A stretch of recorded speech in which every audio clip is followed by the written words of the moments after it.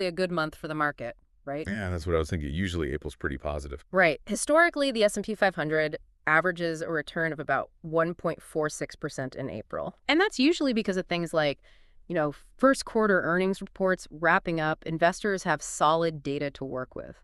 Plus, you have typical investment patterns at the beginning of a new quarter. Makes sense. But here's the thing. These tariffs are a huge economic shock. Right. They're likely going to override those typical April trends. I mean, remember what happened last year, April 2024? We actually saw a negative return. Oh, yeah, I forgot about that. So yeah, historical averages don't always tell the whole story, especially when you've got major economic policy changes like this. So are there any other, short-term patterns that you're keeping an eye on? Well, fun fact, Mondays after a down day in the market tend to be negative too, historically speaking. So we could see more downward movement next week. Potentially. Yeah. Also, those trade policy reports are due by April 30th. Right. If those reports hint at progress in negotiations, that could boost market sentiment as we head into May. Fingers crossed. But if they point to an escalation of trade tensions, well, that could send the market spiraling again. So April could be a bit of a roller coaster ride. That's a pretty good way to put it. So zooming out a bit, how long do you think it'll take for the market to recover from this shock? Realistically, we're probably talking months, not weeks. We could be looking at a recovery stretching into summer or even fall of 2025. Wow. So this could drag on for a while. It could. The 2018-2019 trade war gives us some perspective.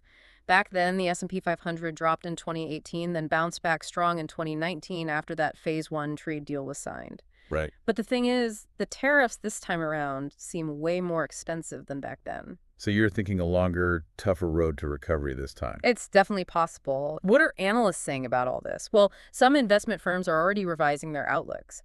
Barclays and UBS, for instance, they've both lowered their year-end targets for the S&P 500. Because of the tariffs? Exactly. They're factoring in that potential economic slowdown. Right. And other analysts, are they saying anything similar? Yeah, Phil Blancato from Osaic Wealth, he's predicting market volatility until at least summer, maybe even fall. So a longer recovery period seems to be the general consensus. Are there any factors that could speed things up, though? Absolutely. Keep an eye on the Federal Reserve. What they do could make a big difference. In terms of... Interest rates. There's a growing expectation that the Fed might start cutting rates as early as May or June this year. Interesting. And market pricing suggests traders are betting on multiple rate cuts throughout the rest of 2025. So lower interest rates could help. Definitely. Lower rates make borrowing cheaper, which can stimulate the economy and the stock market. It could help to offset some of those negative tariff impacts. So the Fed's actions are going to be key in shaping this whole recovery story. But right now in early April, is there any sign